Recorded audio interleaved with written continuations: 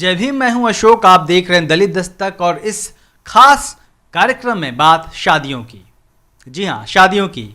दरअसल बीते 5-6 सालों में ऐसा देखने में आया है कि बहुजन समाज के तमाम युवा पारंपरिक रूढ़ियों को तोड़ रहे हैं। जो परंपरागत तरीके से जो आयोजन होते रहे हैं अब तक उनके परिवारों में, उससे अलग जाके जो बहुजन नायकों ने जो रास्ता बताया है, जो पद्धति बताई है, उसके आधार पे आयोजन कर रहे हैं, संस्कार कर रहे हैं। और ख़ास तौर पे शादियाँ जो हैं, शादियों में इस तरीके की बातें देखने में मिल रही है कि कहीं बुद्धिज़्म से शादियां हो रही हैं, कहीं कहीं अर्जक संघ के हिसाब से शादियां हो रही हैं, कहीं सत्यशोधक समाज का जो नियम कानून थे उससे शादियां हो रही हैं। तो कई जगहों पे लोग सिर्फ बाबा साहब डॉक्टर अंबेडकर, ज्योतिबा फुले, सावित्रीबाई फुले, संविधान आदि को साक्षी मानकर शादियां कर रहे हैं।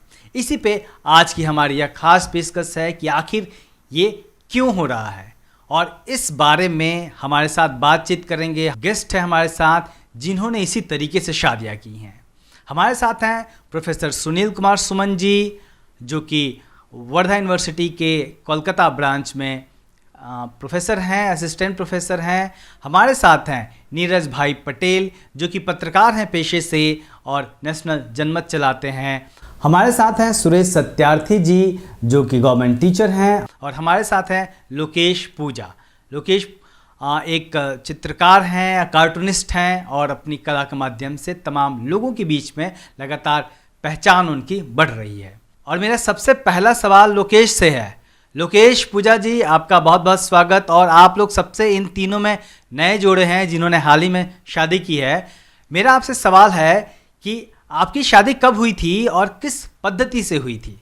जय भीम सर। हमारी जो शादी हुई वो 18 जनवरी 2020 को हुई और बाकायदा बौद्ध जो पद्धति होती है उसी के तहत ही हुई। लेकिन इस पद्धति के साथ ही हमने बहुत सारी चीज़ों को इसमें जोड़ने का भी काम किया है आपस में मिल करके।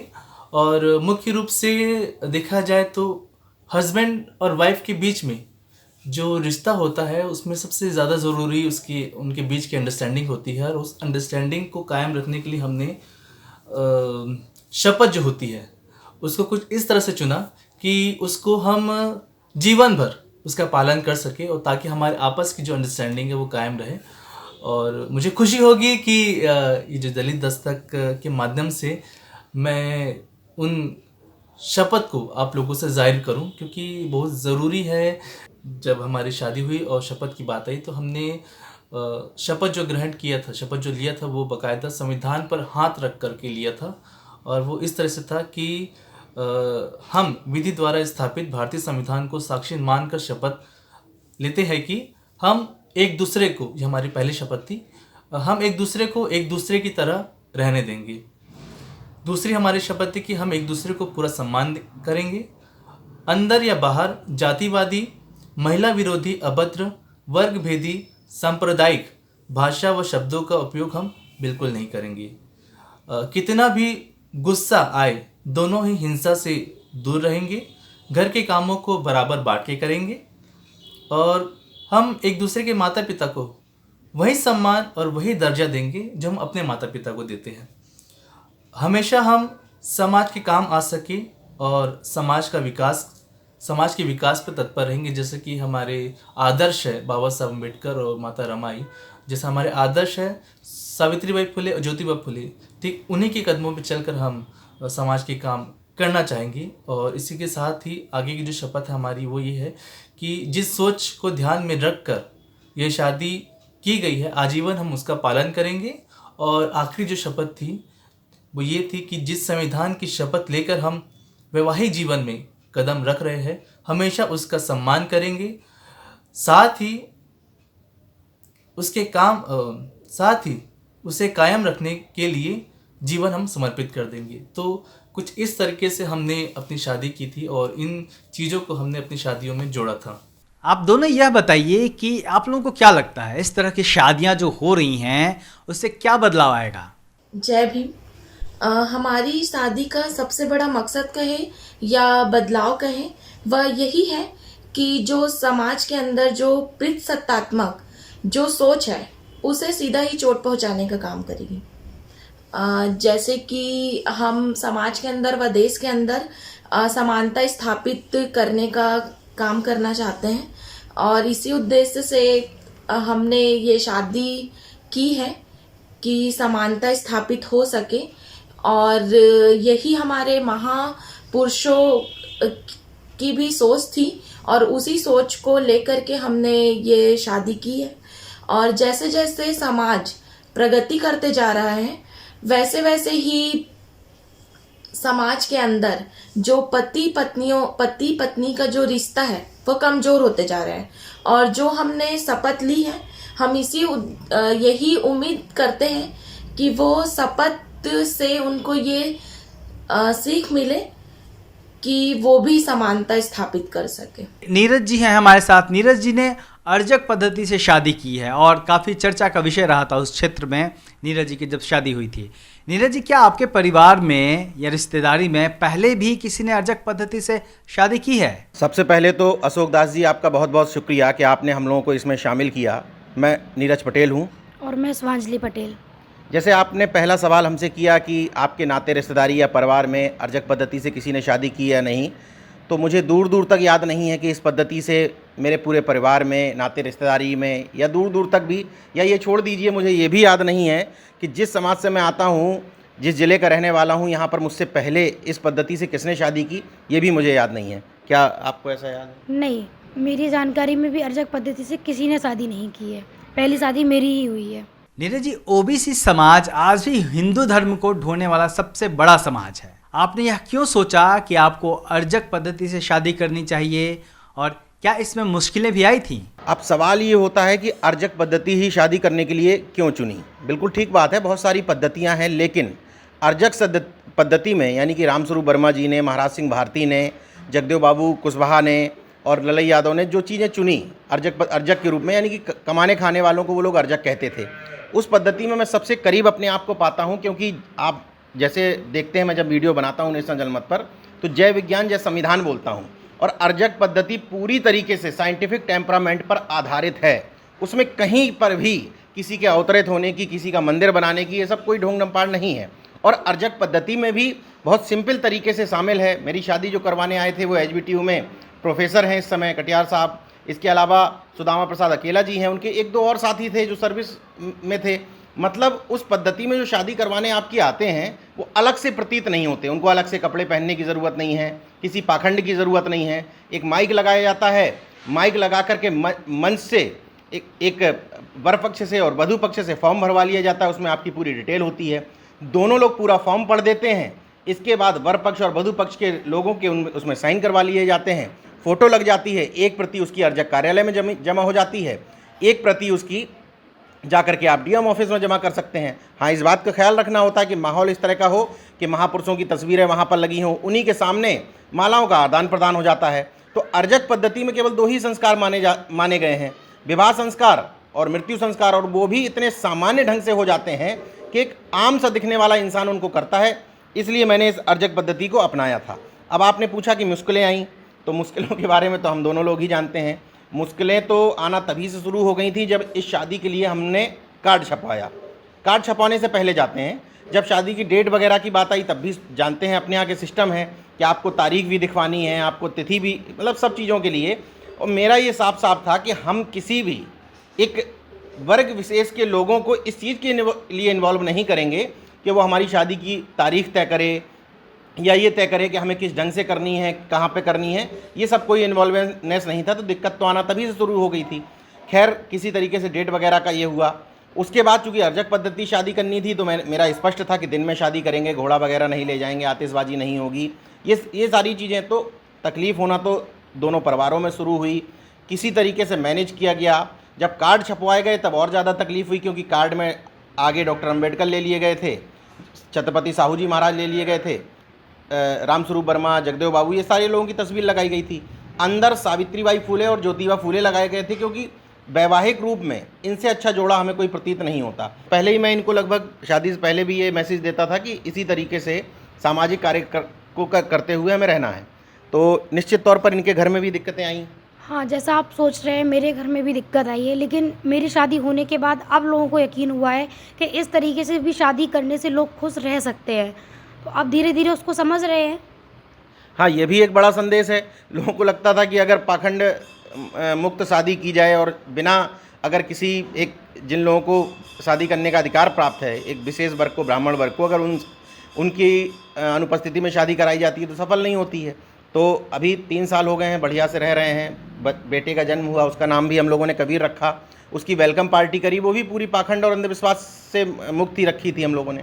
सुनील सर, आपका बहुत धन्यवाद। और सुनील सर इस पूरे कार्यक्रम में हमारे साथ एक एक्सपर्ट के रूप में जुड़े हुए हैं।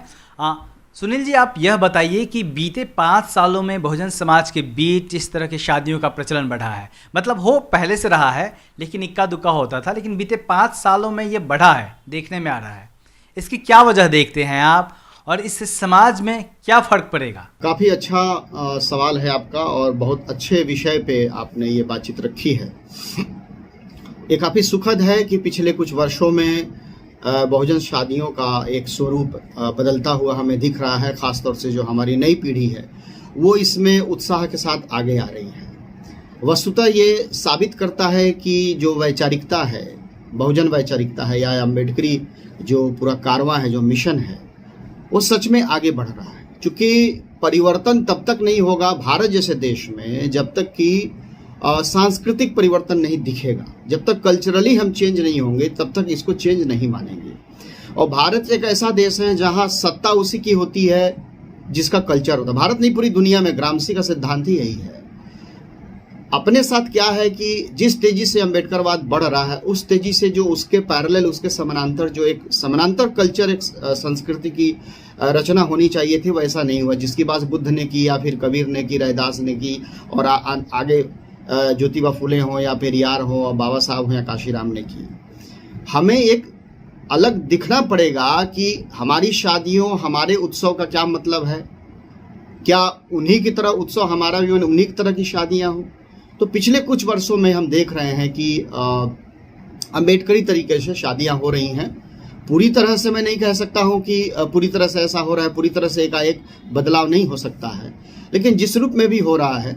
खुद मेरी भी शादी हुई तो हम लोगों ने कोशिश की, उसके बाद से तमाम दूसरे हमारे मित्रों की शादी हुई। रजनीश कुमार अम्बेडकर ने बदलाव किया। फिर दुर्ग भिलाई में जो Ambedkar student youth for Ambedkarism में काम करने वाली मोनिका देशपांडे है, उसकी शादी हुई। फिर उसके बाद लोकेश हैं जो बिलासपुर में, फिर उत्तर प्रदेश में एक सुरेश यादव थे, उनकी शादी हुई।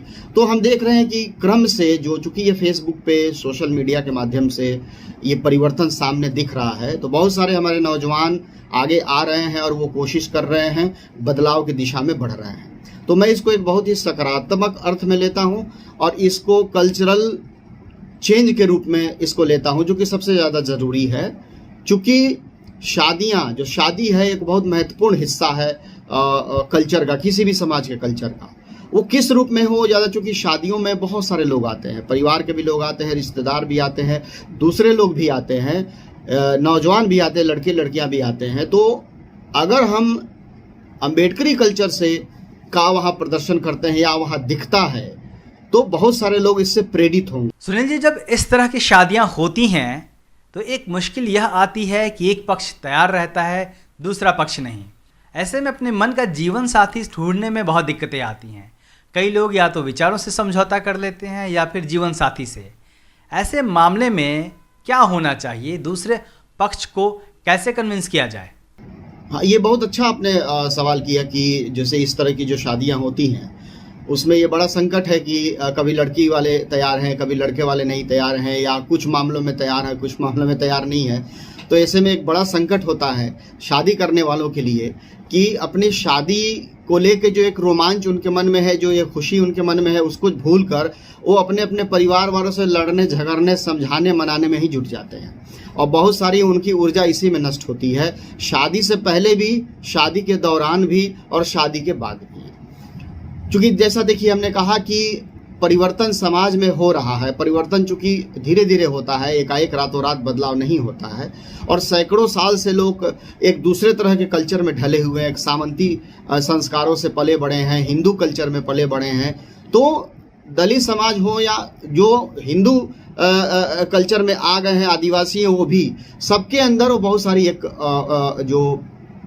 दुर्गुण जो है वहाँ का, जो सड़ी गली मान्यताएं हैं वो लोग ढो रहे हैं उनको। तो ये एक बड़ा संकट होता है कि अब जो दो लोगों ने प्रेम किया, उनको शादी भी करनी है, लेकिन परिवार उनके तैयार नहीं है, तो या तो वो अपने प्रेम को तोड़ दें, जहाँ परिवार चाहता है वहाँ शादी करें। ऐसा संभव नहीं होता है, उन्हें शादी भी करनी है, परिवार को भी लेकर चलना है। ये बहुत ऐसी स्थिति में काफ़ी असमंजस और परेशानियां पैदा होती हैं।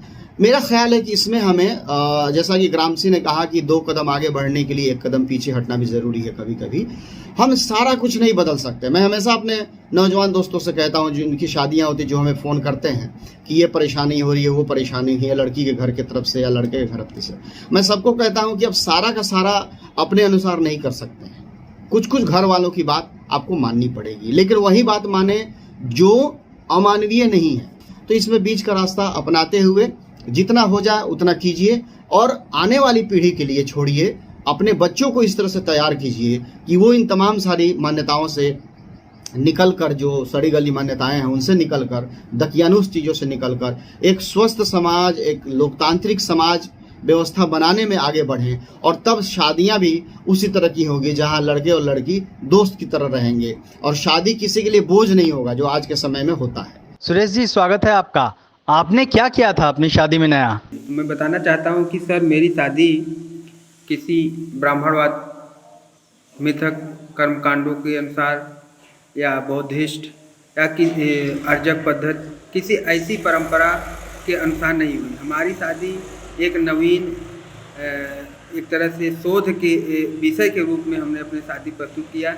हम अपने शोध मित्रों के बीच में यह निर्णय लिया कि भारतीय संविधान की प्रस्तावना पढ़कर और हम अपने जीवन साथी का चुनाव करेंगे, और साथ ही साथ अपने बहुजन विचारधारा के वैज्ञानिक चेतना समतामूलक समाज की बात करने वाले महानायकों की तस्वीर और उनके कहे गए उक्तियों, कथनों और उनके द्वारा लिखे पुस्तकों का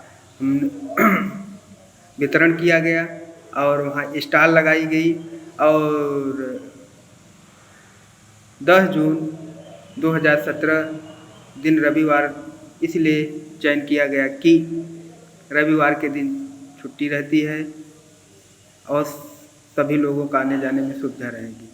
लोकेश पूजा जी, मैं फिर से आपके पास आ रहा हूँ। आप यह बताइए कि यह क्यों जरूरी है कि युवा जोड़े बहुजन नायकों को शादी जैसे महत्वपूर्ण अवसरों पर भी याद करें, उन्हें सम्मान दें?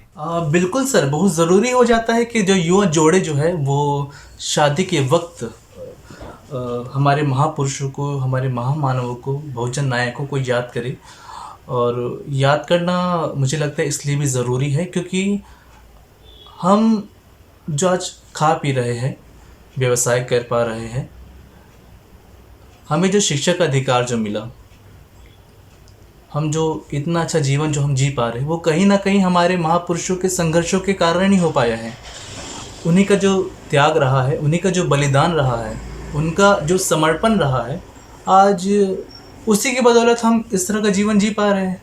तो ये तो बहुत ज़रूरी हो जाता है कि शादी जैसे महत्वपूर्ण दिनों में भी युवा जोड़े जो है वो महापुरुषों को याद करें। इसी के साथ ही मैं ये भी कहना चाहूँगा कि इनको याद करने के बहुत से कारण हैं, जिसमें से एक कारण मैंने ये बताया, और जो कुछ चुनिंदा जो कारण मुझे नज़र आ रहे हैं उनमें से कुछ जो है मैं आपसे शेयर करना चाहूँगा। जिसमें से एक आगे ये है कि हम चाहे सावित्रीबाई फुले या ज्योतिबा फुले की बात करें, चाहे हम बात करें बाबा साहब अम्बेडकर या रमाई की बात करें, या हम बात करें तथागत गौतम बुद्ध, यशोधरा की, या बात करें हम पेरियार और उनकी वाइफ की, ये जो सारे लोग जो हुए सर, देखा जाए तो इन्होंने एक आदर्श स्थापित किया है कि हस्बैंड और वाइफ को किस तरह से रहना चाहिए, और ना केवल रहना चाहिए बल्कि समाज के प्रति उन्हें किस तरह से योगदान देना चाहिए। ये तमाम चीज़ों को ये हमारे सामने रखते हैं। हमने एक काम ये किया कि हमने अपनी शादी में किसी तरह के कार्ड को ना खरीद कर हमने बाबा साहब की जो ये बुक है धर्म परिवर्तन, आपत्तियां और उनके उत्तर, बाबा साहेब की लिखनी पे, बाबा साहेब इनके लेखक भी है, और भीम पत्रिका पब्लिकेशन के माध्यम से छपी है। तो इस बुक का हमने लोगों को आमंत्रित करने के लिए इसका उपयोग किया, और इस तरीके से मतलब हमने उसकी छपाई करवाई कि इस भाग में हमने जो शादी का जो जानकारी होती है वो इस मतलब कवर पेज के पीछे, और एक जो उसका जो पिछला जो पन्ना होता है उसके पीछे हमने इस तरह से छपाया और लोगों को इस तरह से आमंत्रित किया। इसका फ़ायदा ये हुआ कि हमारा जो पैसा है वो मतलब फिजूल की चीज़ों में खर्चा भी नहीं है, और दूसरा कि जो बहुत महत्वपूर्ण चीज़ें हैं समाज के लिए कि हर घर में साहित्य पहुंचना चाहिए, तो उस साहित्य को पहुंचाने का काम हमने इस माध्यम से, अपनी शादी के माध्यम से किया। और जो आपका जो क्वेश्चन था कि क्यों करना चाहिए, तो उसका एक बहुत अच्छा उदाहरण है कि हमने ये किया है। और प्रयास यही है कि जितना ज़्यादा हो सके, सिर्फ केवल शादी नहीं बल्कि जितना भी जो भी माध्यम बन सके हम युवा जोड़े, और युवा जोड़े ही नहीं बल्कि चाहे वो शादीशुदा हो या शादीशुदा ना हो, वो हर वक्त बाबा साहेब को याद करें। नीरज जी, रामस्वरूप वर्मा जी ने अर्जक संघ बनाया था, एक अर्जक पद्धति दी थी। आप ओबीसी समाज में विचारधारा को लेकर क्या बदलाव देख रहे हैं, और क्या उसकी जो गति है उससे आप संतुष्ट हैं? पिछड़े वर्ग यानी कि ओबीसी में मैंने जन्म लिया है, तो स्वाभाविक तौर पर आपका सवाल ये ठीक है कि पिछड़े वर्ग में आप विचारधारा के रूप में क्या परिवर्तन देख रहे हैं। देखिए, हम लोगों के पास सकारात्मक होने के अलावा कोई विकल्प नहीं है। हमें पॉजिटिव ही रहना पड़ेगा और ये मानना पड़ेगा कि समाज में बदलाव हो रहा है, और एक्चुअल में अगर आप देखें तो हो भी रहा है। तमाम सारे पिछड़े वर्ग के लोग अपने कार्ड अब किसी पाखंड वाले भगवान की जगह सीधे सीधे उसमें बुद्ध की तस्वीर लगा रहे हैं, डॉक्टर अम्बेडकर की तस्वीर लगा रहे हैं, या जो जिसको मानता है उस हिसाब से अपने महापुरुषों की तस्वीर लगा करके कोशिश कर रहे हैं कि पाखंड मुक्त विवाह किया जाए। अब तो लोग इस फ्रेम में भी आ गए हैं कि अब एक तरफ आगे बढ़ते हुए अंतरजातीय विवाह को भी बड़ी तेज़ी से लोग अपना रहे हैं। पिछड़े वर्ग में भी ये धारणा बनी है कि अब लोगों को एक दूसरे जातियों में अब विवाह भी संबंध स्थापित करने चाहिए, ताकि जो कंप्लीट हम लोग कहते हैं कि स्थापना करनी है हम लोगों को समानता समता मूलक समाज की, उसकी स्थापना इसी तरीके से अंतर्जातीय विवाहों से ही हो पाएगी। गति की बात आपने पूछी कि गति से संतुष्ट हैं कि नहीं संतुष्ट हैं। संतुष्ट होने के अलावा कोई विकल्प नहीं है। अगर आप असंतुष्ट होंगे तो आपके अंदर फ्रस्ट्रेशन आएगा, काम करने की गति धीमी होगी। हम लोगों को काम करना है, सकारात्मक दिशा में लोगों में बदलाव भी लाना है। मेरी शादी होने के बाद तमाम सारे लोगों ने इसमें इंटरेस्ट दिखाया कि हमें भी इस पद्धति से शादी करनी है। मेरी शादी होने के बाद आईएएस में सिलेक्शन हुआ दिव्यांशु पटेल जी का, उन्होंने भी इस पद्धति से शादी करी। तमाम सारे और लोग हैं ऐसे, यादव समाज में भी तमाम सारे लोग हैं, मौर्य समाज में तमाम सारे लोग हैं जो बौद्ध पद्धति से कर रहे हैं। सुनील जी, क्या इसे आप एक सांस्कृतिक बदलाव के रूप में देखते हैं, और इससे आने वाले वक्त में क्या बदलता देख पा रहे हैं आप? निश्चित रूप से मैं इसको एक बड़े सांस्कृतिक परिवर्तन के रूप में देखता हूँ, एक सांस्कृतिक बदलाव के रूप में देखता हूँ। और ये सच है कि सत्ता उसी की होती है जिसका कल्चर होता है। आप देखेंगे कि आरएसएस है या भाजपा है या जितने उनके संगठन हैं, वो सबसे आते कल्चर पे जोर देते हैं, एजुकेशन पे जोर देते हैं। लेकिन दुखद पक्ष ये है कि हमारे जो लोग हैं या हमारी जो पार्टियां हैं, वो कल्चर और एजुकेशन को जिस तरह से महत्व देना चाहिए उस तरह से इन लोगों ने महत्व ये नहीं देते हैं, और नहीं दिया। जब भी इनकी सत्ताएं भी हुई, जिस स्तर पे होना चाहिए उस स्तर पे ये लोग नहीं गए। खासकर से एजुकेशन को लेके इनका नहीं जोर था। कल्चर को लेके अभी बहुत कुछ काम करने की ज़रूरत है बहुजन समाज को, क्योंकि कल्चर को लेके बहुत सारे कन्फ्यूजन्स हैं, बहुत सारी भ्रांतियां हैं और बहुत सारी मूर्खताएं भी हैं। हर चीज़ को हम आर्यों को बताते हैं, हर चीज़ को हम ब्राह्मणों का ही बताते हैं। जो हमारी ही चीज़ें हैं, हमारी ही परंपराएं हैं, उसको उन्होंने प्रदूषित करके कहानी से जोड़ के बना दिया और हम उन्हीं के खाते में दे दिए कि ये भी तुम्हारा, सब तुम्हारा है। जो सब कुछ उन्हीं का है, सारे त्यौहार उनके हैं, सारे कल्चर उनके हैं। तो यहाँ के जो मूल निवासी है वो मातम मनाते थे, वो हमेशा रोते गाते रहते थे, वो कोई फेस्टिवल ही नहीं मनाते थे, उनका कोई त्यौहार ही नहीं था, सब तो त्यौहार उन्हीं का है। तो ये ठहर के सोचना होगा त्योहारों को लेके, परंपराओं को लेके, कहानियों को लेके, कि यहाँ की जो, अगर आप मानते हैं कि आर्य बाहर से आए, तो आर्य बाहर से आए तो क्या त्यौहार झोले में भर के लाए थे, उत्सव को झोले में भर के लाए थे और यहाँ कहानी रच के फेंक दिया।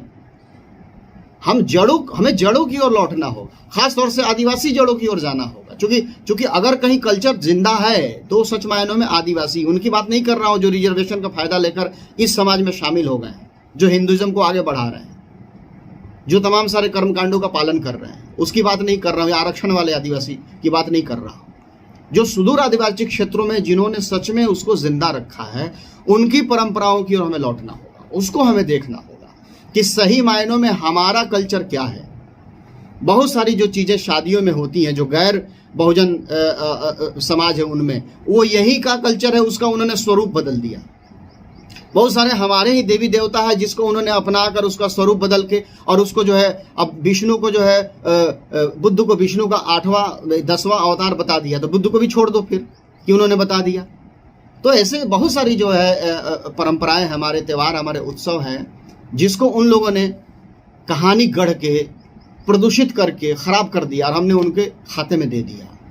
अच्छी चीज़ है कि ये अब हमें धीरे धीरे हम उधर लौट रहे हैं, हम उस पर चर्चा कर रहे हैं, हम उसके बारे में सोच रहे हैं, और ज़्यादा इसको जो कल्चरल चेंज है, जो सांस्कृतिक बदलाव की जो गति है, उसे हमें और ज़्यादा आगे बढ़ाने की ज़रूरत है। और जो हमारे आसपास नौजवान पीढ़ी के लोग हैं, उनको हम प्रमोट करें, उनको हम प्रोत्साहित करें, घरों में बातचीत करें, क्योंकि बदलाव जो है ये समय लगेगा। क्योंकि बिगड़ने में समय लगा है, तो बिगड़ना तो आसान होता है, बनना बहुत मुश्किल होता है। तो जो चीज़ें बिगड़ गई हैं उनको सुधारना है, ये रातों रात नहीं होगा। आप तीनों का बहुत धन्यवाद। आप लोगों ने इस महत्वपूर्ण विषय पे अपनी बात रखी, अपनी राय रखी, और निश्चित तौर पे आप लोगों ने जो महत्वपूर्ण राय रखी, उससे जो युवा हैं उन्हें भी जानने को मिलेगा। और मुझे उम्मीद है कि आने वाले वक्त में, और हम सबको उम्मीद करनी चाहिए कि आने वाले वक्त में बहुजन संस्कृति को लेकर, बहुजन नायकों को लेकर, बहुजन पद्धति को लेकर निश्चित तौर से बदलाव होता हुआ दिख रहा है। यह बदलाव आगे और ज़्यादा से ज़्यादा लोगों के बीच में जाएगा। और आप लोगों ने जो एक मुहिम उठाई है, और आप लोग जिस तरीके से बहुजन संस्कृति को आगे बढ़ाने में लगे हुए हैं, उसे निश्चित तौर पे और आने वाले वक्त में युवा प्रेरणा लेंगे। आप देखते रहिए दलित दस्तक। जय भीम। और जय भीम, जय भीम, जय भीम, दिल का मची जय भीम, जय भीम, जय भीम, जय जय बिरसा जय भीम, जय भीम, जय भीम, जोर से बोलो जय भीम, जय भीम, जय भीम, जय आदिवासी जय भीम, जय भीम, जय भीम, जय झारखंड जय भीम, जय भीम, जय भीम, जय अंडमान जय भीम, जय भीम, जय भीम, दिल का मची जय भीम, जय भीम, जय भीम, फूलो छानो जय भीम,